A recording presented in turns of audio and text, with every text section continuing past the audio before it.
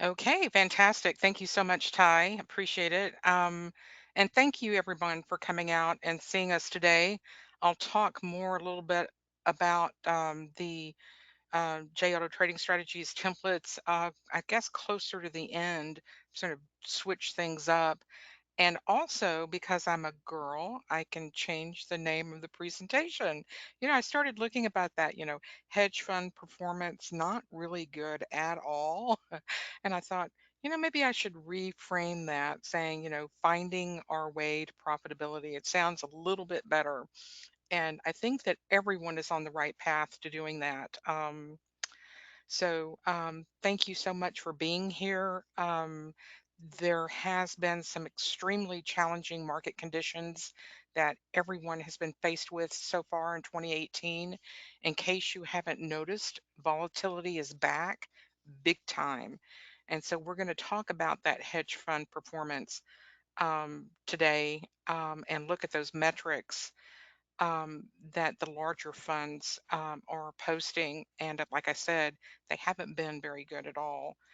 Um, Trading is all about recognizing repeatable patterns, event opportunities, and understanding probability and risk to reward ratios. So when we understand this and can understand the market conditions we'll be trading in, then we can use some basic simple math and statistics to predict what our performance should be under similar type of market conditions in the future. And then we have become an algorithmic trader ourselves. So we're going to be looking today at all the reason that all these quant funds are losing money.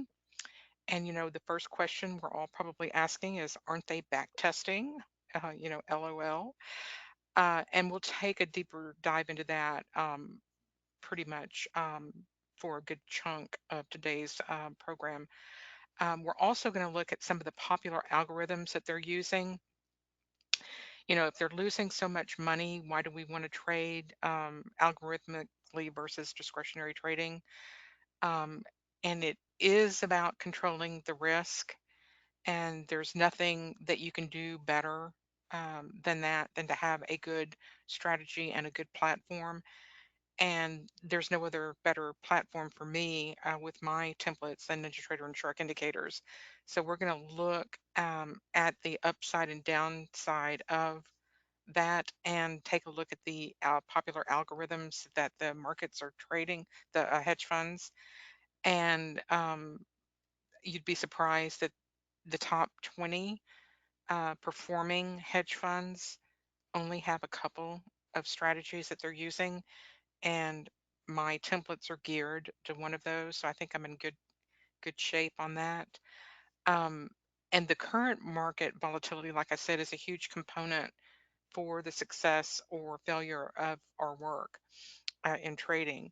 Volatilities is a lot like the Goldilocks and the three bears. The porridge can't be too hot or too cold. And so we'll be talking about that. And I think you'll see one of the slides that I'm going to show you will be a real big eye opener. We're going to see where the larger institutional traders had been coming into the market in 2017 and how 2018 has really shaken things up for them, which these much wider daily ranges that we're getting into. I'm not going to get into the gaming of the VIX index or anything like that that's been suspected because that's for the larger institutions trading the derivative markets. That's for them to worry about. I just want to know what that current VIX number is and how that's going to affect the index futures, and I'm good to go. So it's going to be pretty easy. Optimal approaches to algorithmic trading using Blackbird and Bloodhound. Here's where we're going to take an approach recommended by a trader, and I'm going to provide you the link to his ebook that you can download. I'm going to also expand, I'm going to talk a little bit about his methodology that I do incorporate in my trading, and how you can incorporate that yourself using Blackbird or Raven and even discretionarily. And I'm going to expand a little bit on his approach and show you how I use it with my templates and with strategies in Blackbird. And then stick around for the end today because I will have an offer for you using Shark Indicators products with the JATS template package.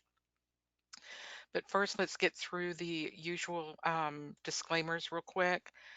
This is for educational purposes. I'm not asking you to buy or sell any securities or stock or futures product. And the investment decisions you make are your own decisions and should be based on the evaluation of your own financial circumstances and objectives and risk tolerance. So we've gone through the disclaimers a little bit, but you should be aware that trading does contain a substantial degree of risk, especially given these volatile markets and the wider ranges that we're encompassing. And so it's not suitable for every investor. You could lose everything in your account. That's why it's so important to sim trade any new strategy or anything that you're learning until you have it down cold and then can translate that to your live account. What we're looking at right now, the charts, of course, are screenshots of past market activity. When I If we have time at the end, I'd like to show you some of my templates in NinjaTrader 8. And again, the markets are closed, so everything that you're seeing has occurred in the past. Nothing that we're looking at will be any way determinative of that occurring tomorrow or in the future. Okay, hedge fund performance metrics. Here we go. As you probably know, hedge funds are simply private partnerships of pooled capital that is invested and managed. And that fund could invest in anything: stocks, bonds, commodities, even real estate. Unlike a mutual fund, though, a hedge fund investor must be accredited. And for today's purposes, please note that the funds controlling less than 150 million in managed capital do not have to report to the SEC. So the snapshot today of the performance that I'm going to be bringing you is of the largest funds in the markets that we could get that information from. So you're going to see that a lot of the large firms, and many of them quant funds, both new and established, are all struggling to make money this year. Renaissance, the world's most profitable hedge fund, is trailing its benchmark um, this year through as of June. And so when you have, you touting the largest fund in the world can't even beat the S&P index, it's kind of low. That's not good. Quantitative investment management lost 35% in one of its aggressive funds this year as of the end of May. That's big, 35%. Systematica Investments is an $8.1 billion quant fund. It lost money this year. I can go on and on and on. Two Sigma posted declines in a fund before recouping a little bit last month. None of these results should come as a surprise, since the markets are simply the collection of judgments of all the market participants who are now employing their own sophisticated algorithms, specifically to find these imbalances or correlations in the market. And they're deploying these algorithms, which are largely canceling each other out, leaving us with a bunch of random noise to, you know, get through during a normal intraday trading session. And it's very hard to put an order in when you're just looking at random noise to make a trading decision. You really have to apply discipline and wait for that repeatable pattern to present itself, or that opportunity, like an event, something that, you know, a news flash on your screen and you see something big hit the market and get in. Um, so it's been very, very difficult trading the E-mini S&P 500 for that reason. The backfilling is just, ridiculous. For this last week, we've been in this consolidation at the top of the market. And it's so hard when you're in these now minor ranges. So the best thing to do is just to wait for the market to present um, a better time for us to get involved in the market. That's the way we can achieve our best potential today, is sometimes just wait for the market to present itself in a better um, way to to take a chunk out of either an intraday trade or a trail trade if it's outside the range. And we'll talk about that in a little bit. Um, but the volatility isn't the only thing keeping the funds down this year. I've got to give them a little bit of slack. Investors are, by and large, going to the mattresses. They've been pulling out hundreds of billions of dollars out of the markets this year, and they're either holding it in cash or they're buying treasuries. Today, you can get a 2.94% yield on the 10-year. I think that was about 1 o'clock. I looked it up. And if you compare that to the 1.8% dividend yield on the S&P 500 index, you get, a glimpse of why some of the larger investors are pulling out of the market, especially as interest rates are forecasted to continue to rise.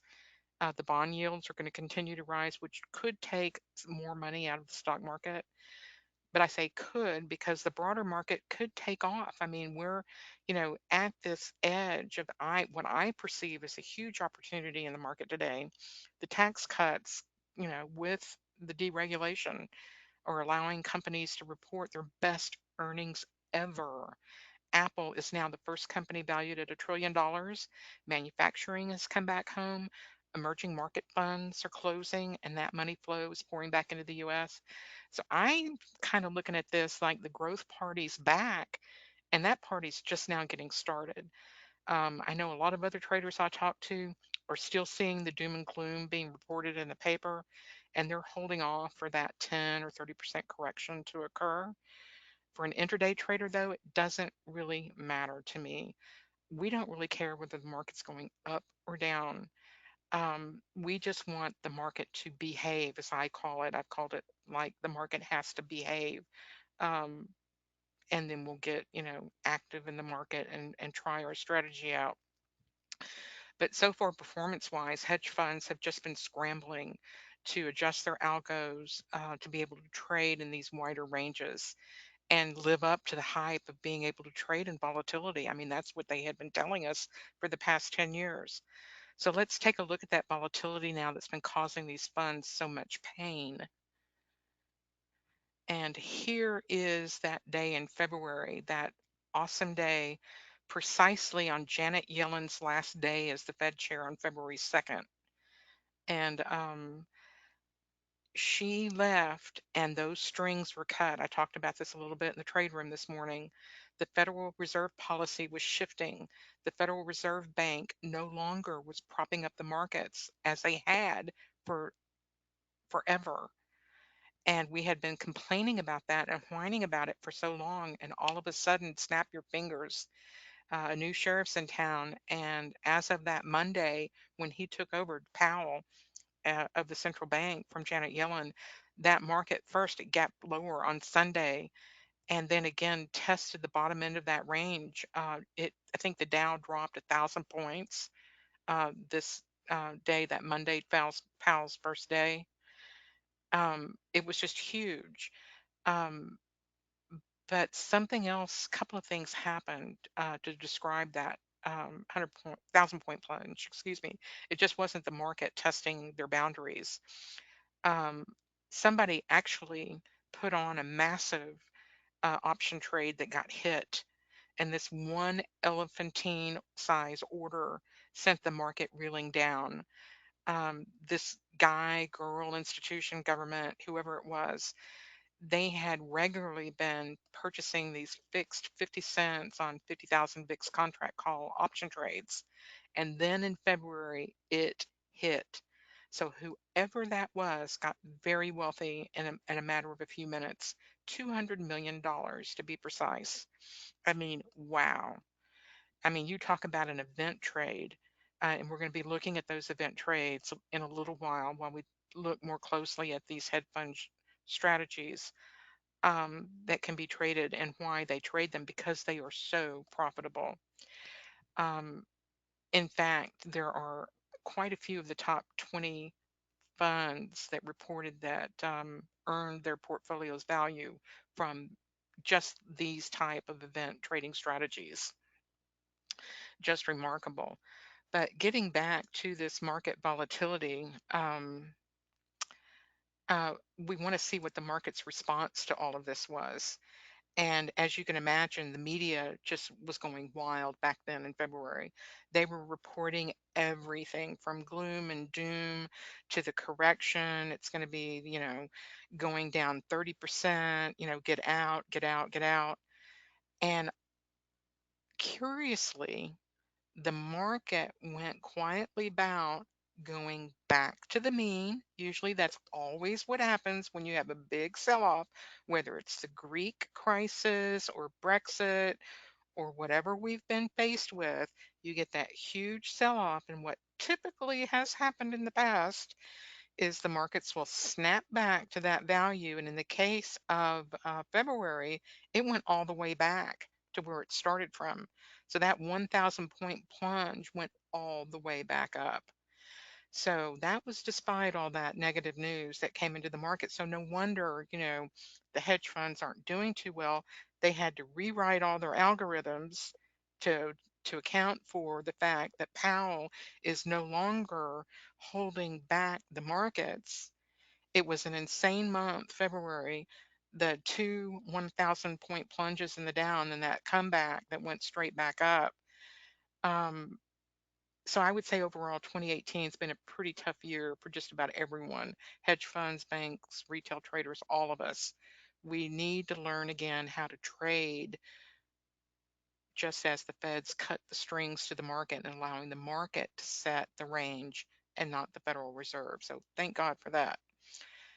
Um, Again, more bad news, funds losing money, yada, yada, yada.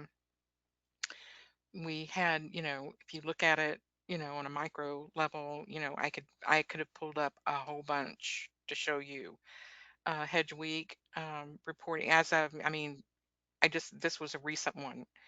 As of the end of July, their CTAs are, still doing miserably bad, which is not, saying that they're understanding what's happened in the marketplace and making adjustments that they need to, and that is to widen out their risk and or do what I do because I'm cheap. I don't have that budget. I have to split it in the middle. I have to identify what that range is. And my goal with my templates is to hit that market in the middle of that range and try to get positioned when the market's moving and not just going sideways. Pretty big trick. Here is the another slide. The New York Times reported that quant funds were the worst performing in the first half of 2018 with a -6% average. And that's confirmed by research posted by RCM Alternatives, showing that their managed futures account was down over 5%, 5.37, I think. Yeah, 5.37. We've got Barclays CTA, another index showing that the only profitable funds they had to report so far in 2018 were the discretionary traded index funds and the currency traded index funds. All the algos, like I'm like kind of laughing, everywhere. All the algo funds, those quants, not so good. So, as I think about this, and I'm optimistic for the future growth that is ahead for the remainder of 2018 and 2019. We're coming into our strong months, September, October, November, December, January, and I'm seeing all this growth, and I'm like really excited to be trading. Number one, like I said, I'm intraday trader. I don't care if it goes up or down, but it's like I'm looking at these numbers and I sort of feel much better about myself, right? It's like I see the pain that's been pounded out to all the rest of the big time players. These aren't the smaller funds. These are like the big guys. And I'm like thinking, I'm not doing that bad. So let's look at the pros and cons of algorithmic trading. You might be scratching your head saying, what in the hell is she talking about? Why is she trying to push this algorithmic trading on us? Well, when you think about it and you take it down to its simplest form, there's really only three core components of every algorithmic trading strategy, and that's simply the entry, the exit, and the position sizing. It can't get any easier than that. It's just how and where you combine these that will dictate the outcome of your success. So when you use Bloodhound in your trading strategies to manage your trade, you're no longer going to feel out of control. Trades are going to be placed and managed for you. That takes your emotion out of the equation. It's either going to be your profit target or the stop loss that's going to be hit. It's that simple. Also, you're going to have the ability to backtest your strategy either manually or through the NinjaTrader platform. And this should give you a much better idea of what amount of risk is going to be required to successfully complete a trade to your targets in your given market situation. And that market context is so important. And don't just scrape a whole bunch of data and try to backtest like something over the last 6 months. That to me is just so ridiculous. You need to pick a period of time that matches your strategy. That's not overfitting the strategy, that's properly backtesting, because when you find that that market condition is presented itself again, then you'll know what to do and how well your strategy will get you there. So once you start hitting your targets in a simulated account, after you've done this back testing and reviewed and simulated walk forward testing, then and only then should you consider moving into a live account and start slowly building it up. You can read more about these pros and cons of automated trading, right there on Investopedia. There's a whole bunch of other sites that will give you these. Some of the cons that you're going to need, please write down the phone number for your broker. That's one thing that you want to have on a piece of a pad and a paper by your computer when you're trading, because that power or cable will go out in the middle of your trade. It's happened to me. I know that it's probably happened to you. Also, if you're running an algo, you may want to consider a co-location server, something like Sam's Speedy Trading servers, so you can rely on their machines to run consistently, and then you can just pop in and monitor it, turning it on or off. Um, that sounds good. Um, Also, when Ninja 8 gets the Bloodhound templates running, we might be able to run a couple of more of the strategies over some other asset classes or more markets than we're currently able to do in 7. So I'm very much looking forward to that. The only other con to algo trading is trying to over optimize your entry by applying too many conditions or filters to a to fit a past trading pattern. Don't do that. Trading is really about managing risk. Once a trade has developed, once you've recognized, the event happening, say, you've got a wedge or triangle that broke out. So how you can focus on that first and see if it's going, above or below a prior day high or low. Then you can run your algo to see how do I trend trade and trail in that given situation. Don't try bother, I guess, trend trading and trailing in a strategy that's running inside a prior day's range. It just doesn't work. Um, so let's look at some of these popular algorithms that the top 20 funds have reported in the past 3 years. This is Barron's, and this is pretty recently. This was their last list. Um, you can see here that there's only 4 or 5 event-driven funds, but that says a lot. Out of the top 20, there are 5 event-driven funds. So that means that they're only looking for those Brexit trades or that, the tariff announcement, or like today with the Iran sanctions. Those are the type, that's the only time that they'll get involved in the market, and they only do those events. These other strategies, and don't forget the $200 million mystery trader hitting that big one in February with that out of the money VIX option trade.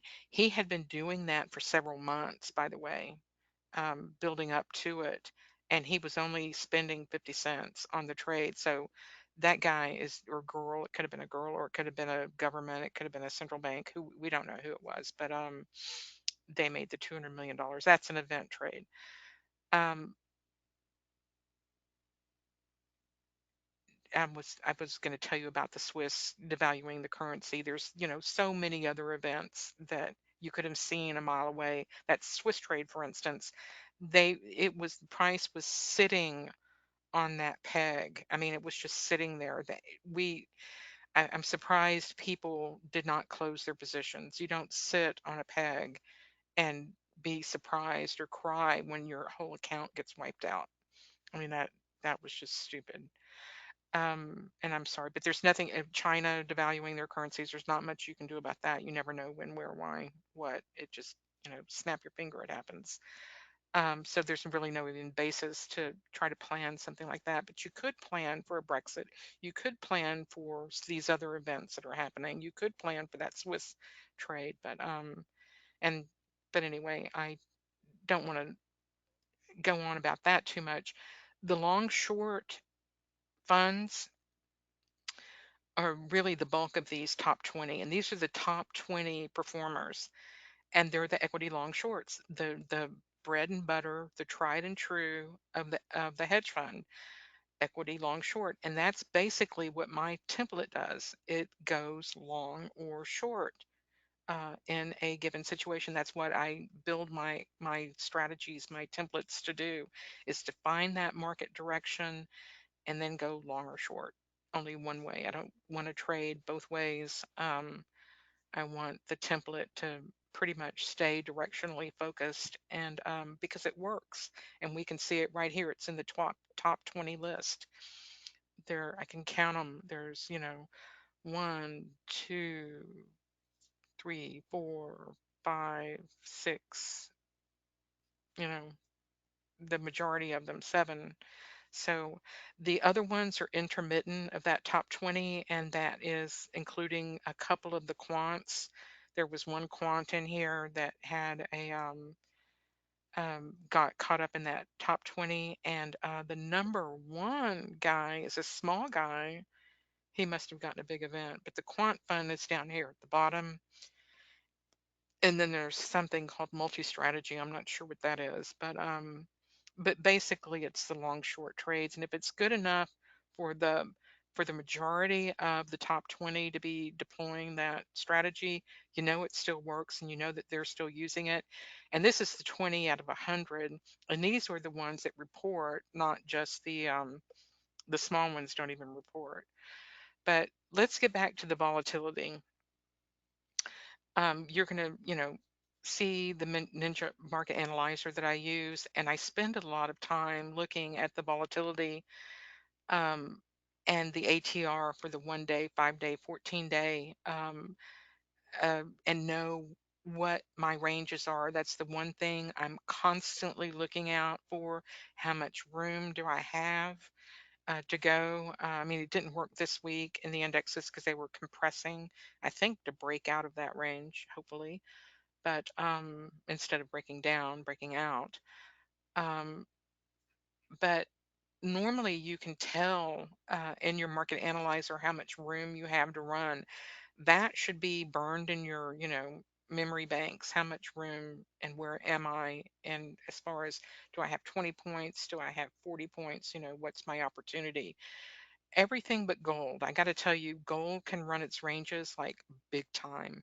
If you stop trading just because it hit its range, you're going to be sorely crying when you see that it's doubled or tripled it. I've seen that happen with gold, and me being, reluctant to get back in because it's blown through its range. But gold is one that will definitely blow through its range. Here's that daily chart that I want to show you about the volatility that we've been facing with in the market. Here's a daily shot from today. You can see back from last year in the early part of the chart. I don't know if I have a drawing tool. Here is a pen. You can see we have very little tiny bars, um, relatively speaking, and the if you move, your live chart back, even further, every little tiny range bar that we had going in for 2016, 2015, 16, 17, because the Fed was controlling the market. Um, Compare that to today, where we have great big giant bars. Here, I didn't do that too good. Let me erase that and get a highlighter. There we go. great big giant bars, big bear bars, big bull bars, and that's what's tearing up everybody. These huge ranges, we're just blowing through them like crazy.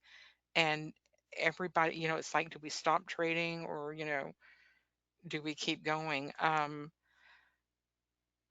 And then when we get these little tiny compressed days, it's like, what the heck?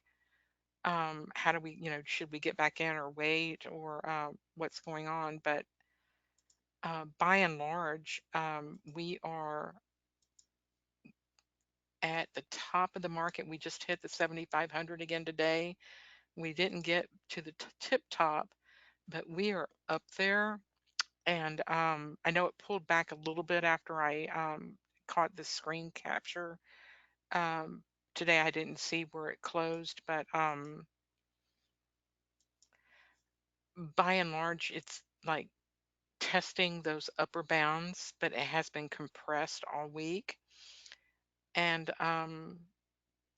what, we had the great PPI news this morning showing there's no inflation yet showing up in the market. Tomorrow we've got CPI, so we've got to see if the consumers are feeling any pain from the increased energy prices or anything like that. It doesn't seem like they are. Energy has coming back down, and it went up a little bit last month, but it fell back quite a ways. So I'm not sure what that's going to do to the CPI, but you know I know that the traders are always looking at that volatility to come in from the interest rates, and the interest rates are going to come in because of the inflation. So it's like, any inflationary indicator that you see that ticks up, be wary of the market selling off. If the inflation is not there, then we can bust these ranges and just start running on this growth. So it's like, watch the events, keep your eye on your calendar, and be watching your ranges and your volatility.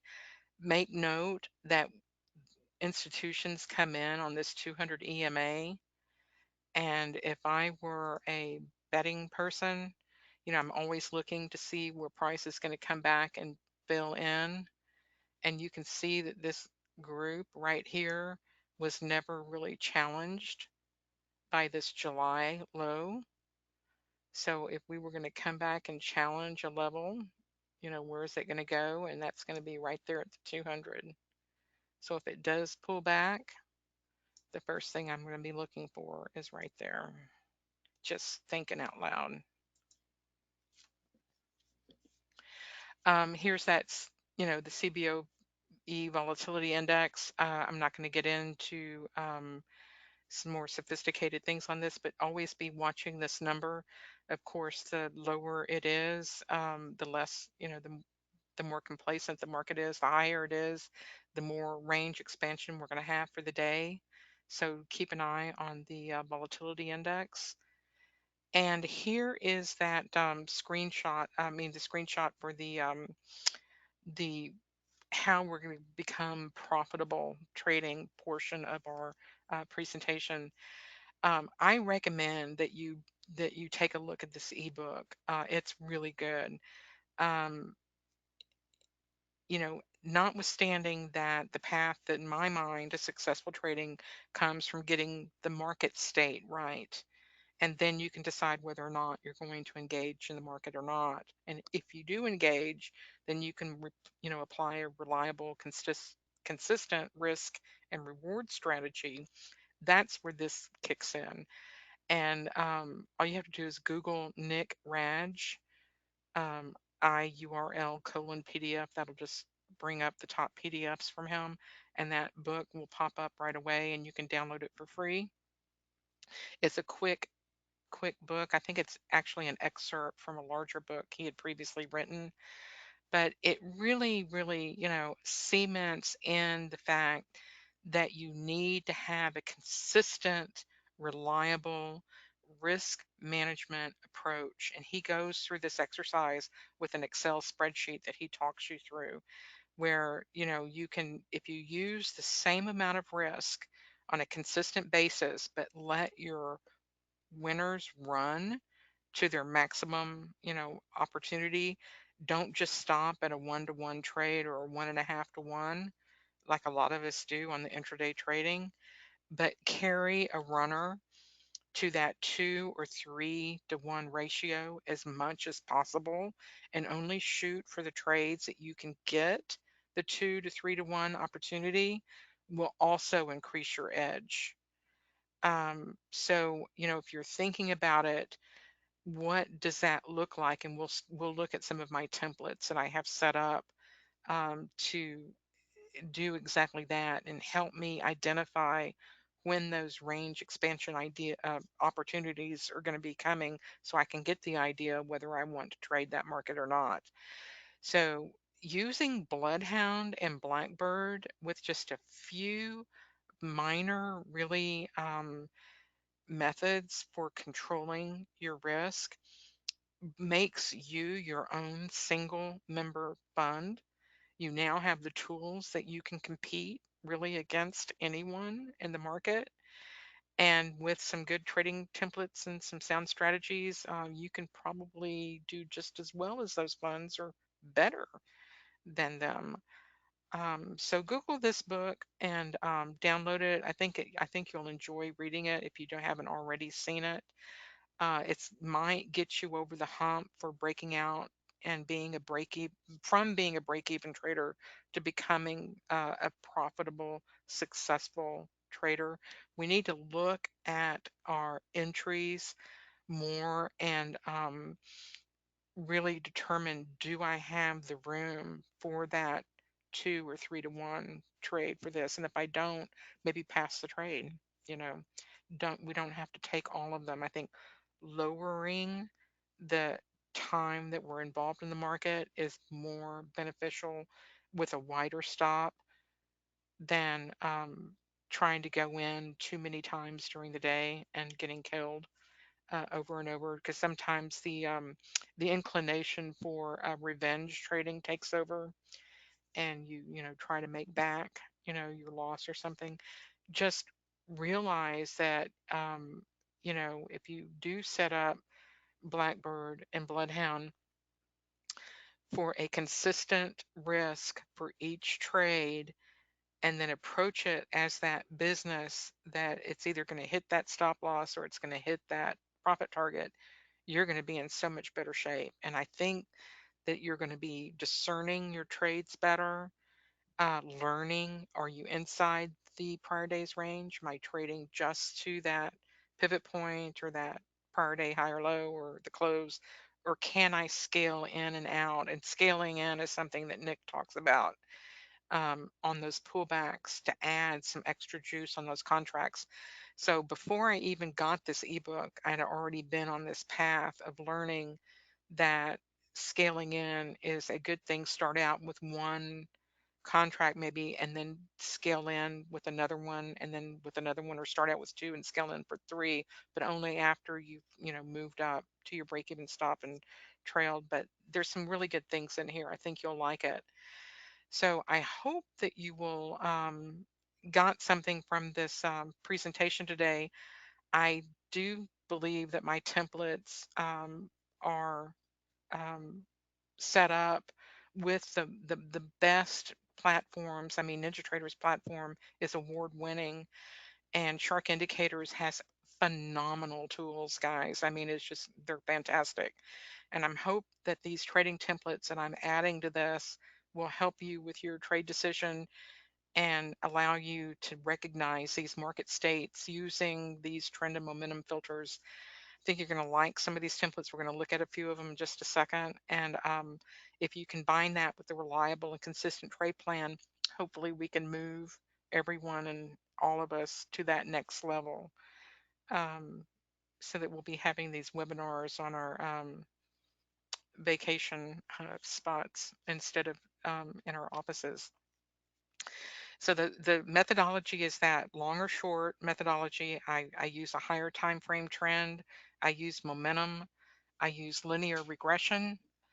I try to apply a consistent risk amount for each trade, and I'm going to scale in with runners with a break-even trailing stop. It's not rocket science, right?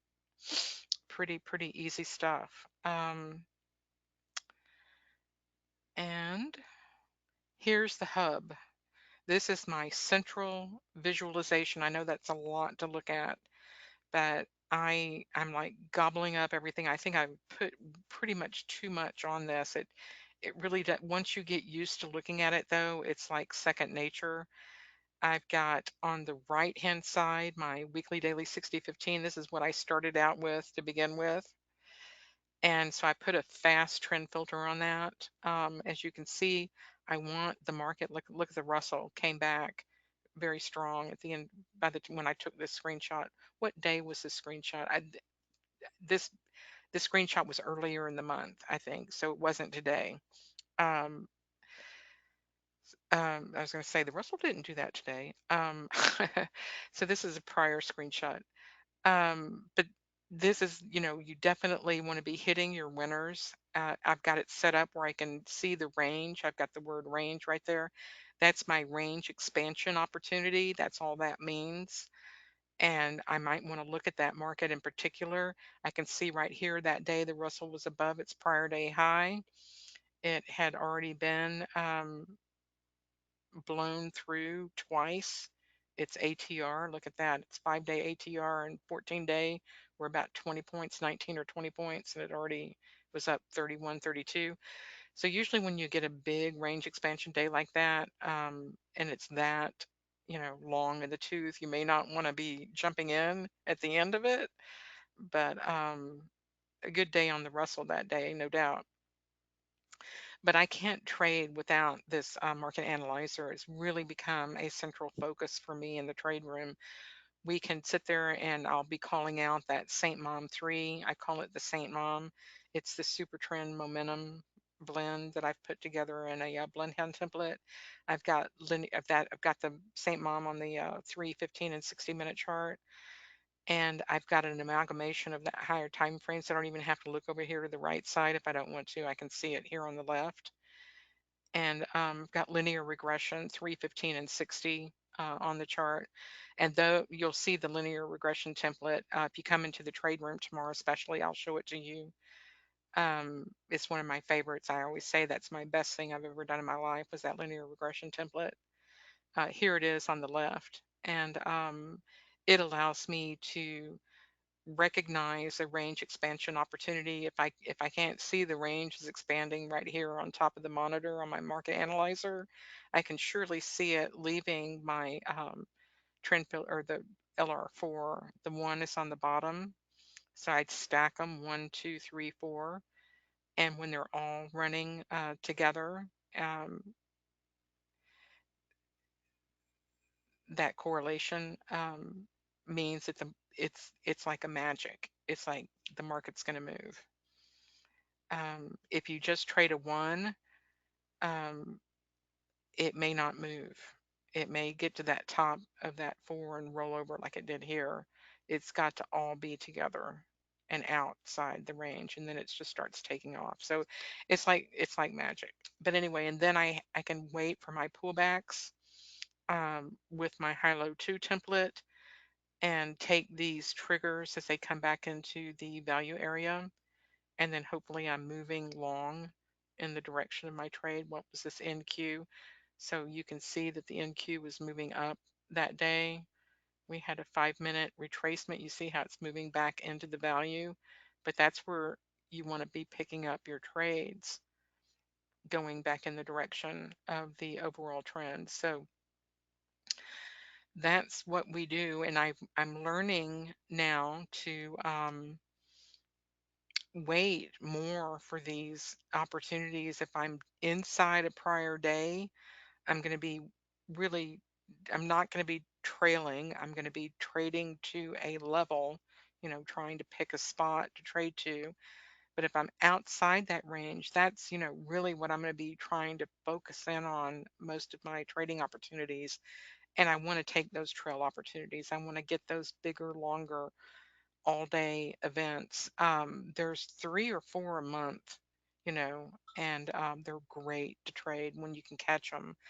Um, So that's what we focus on in the room. Here's a bigger shot of the high-low too, and you can see you have plenty of things on this monitor to look at. I can describe some more detail. I've gotten quite expansive. I've added some linear regression um, logic on this template. So if that linear regression template is in, a particular condition, this is a 1 right here that I've got it on. But if it's on a 3 or a 4, an all condition, I can take the trade when it's showing that after a pullback.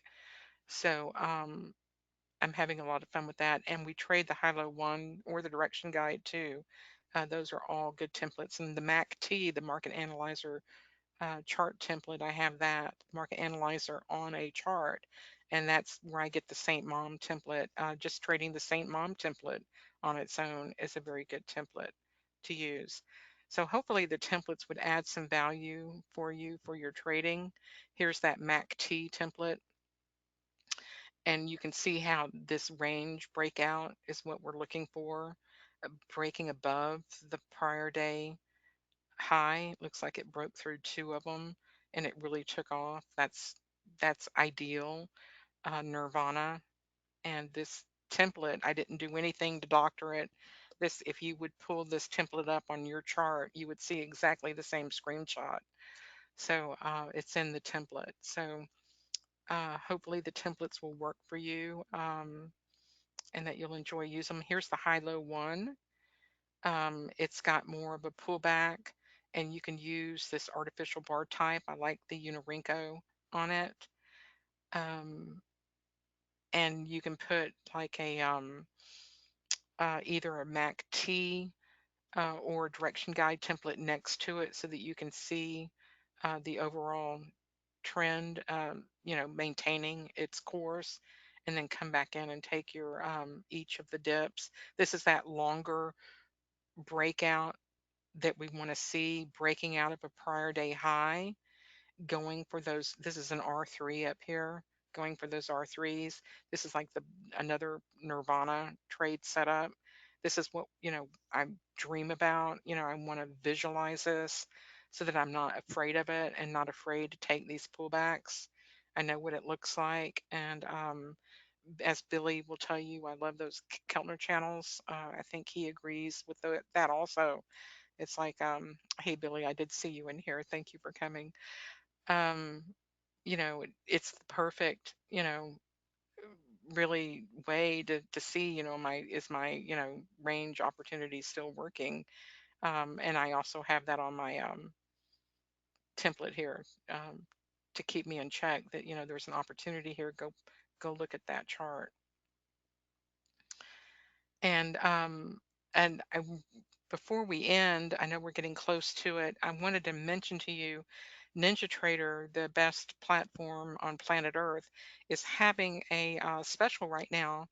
If you haven't opened a brokerage account with them and considering going to their platform, if you open an account by August 31st, you can trade commission free in September. So it's a great time to get a new account with NinjaTrader. I mean, trading commission free the entire month. That can really save you some money. And again, Shark Indicators, I can't tell you how pleased I am with their products. These tools are fantastic. Um, they have Bloodhound, Blackbird, Raven. They've got some bar types. They even have their own like heat map kind of indicator. I don't use it because I have my own market analyzer with my Bloodhound templates, but it's very similar, provides you those consolidation, op, you know, I identify consolidation that you can make a trade decision on. Um, this add-on for NinjaTrader, it allows you to generate your trade signals using any of your favorite NinjaTrader indicators. So you're not just purchasing a strategy template from me, you're able to start generating your own strategies based on your NinjaTrader indicators. You can back test these systems and automate them with your own targets and stop losses.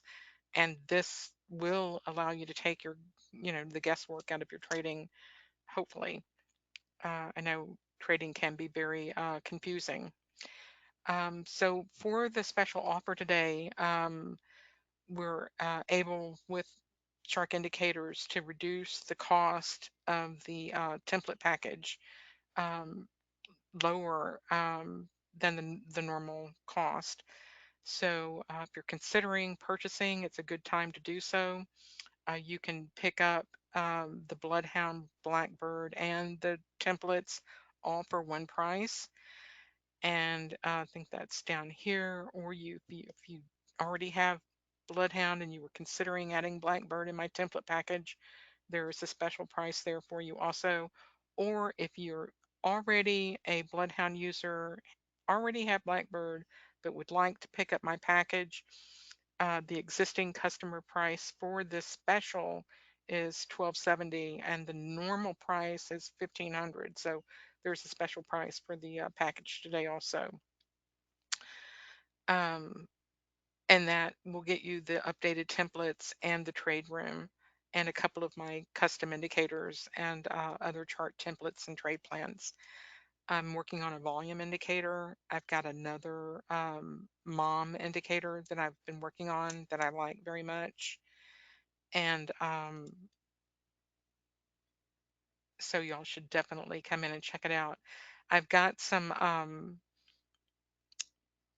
Facebook pages, a Twitter account. So if you jump on the J Auto Trading Strategies Facebook page or the Twitter account, please like me or my YouTube channel, and that would help a lot. Subscribe to me, that also helps. And if y'all don't see any questions in the chat box, I guess nobody wants to chat about these hedge funds or my templates. Would you, anybody got a question? Am I looking in the wrong place, Ty? I know it seems to be a relatively quiet group today. I think they just really came to learn. Or we're waiting for any questions to come in. If they have any questions for you afterwards, do you have a email address you want to send them to? Oh, support. Support at jautotradingstrategies.com. We're going to have one more day for the open house tomorrow. I had a big room today. Thank everyone for coming out today that did.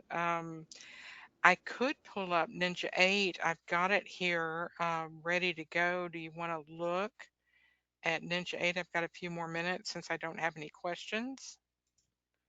I Do you have a can. question from Steven? He's asking, same open house as today for tomorrow? Oh, hey, Stephen. Yes, same open house today as tomorrow as today. Great. I'm glad. Awesome. And Gary is asking, are these going to be converted to NT8 at no extra charge if they get That's the 10? correct. Yes, your license will be good for both platforms. And